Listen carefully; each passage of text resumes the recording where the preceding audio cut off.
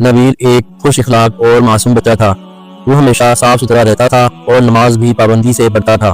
لیکن ایک دن جب وہ سو کر اٹھا تو اس نے دیکھا کہ اس کے کپڑے کسی چیز سے گیلے ہو چکے ہیں۔ وہ گھبرا گیا اور سوچنے لگا، یہ کیا ہوا؟ میرے کپڑے گیلے کیوں ہیں؟ کیا میں ناپاک ہو گیا ہوں؟ مجھے کیا کرنا چاہیے؟ اس کو کچھ سمجھ نہیں لگا۔ وہ دوڑ کر اپنی امی کے پاس گیا اور پوچھا، امی جان میرے کپڑے گیلے ہو گئے ہیں لیکن مجھے نہیں معلوم یہ کیسے ہوا، میں کیا کروں؟ کیا میں ناپاک ہو گیا ہوں؟ امی نے نبیل کو اپنے پاس بٹھایا اور پیار سے سمجھایا، بیٹا جب بچہ بڑا ہونے لگتا ہے تو اس کے جسم میں کچھ قدرتی تبدیلیاں آتی ہیں۔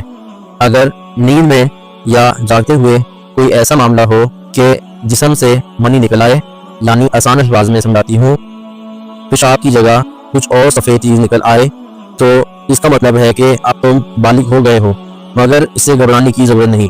اس حالت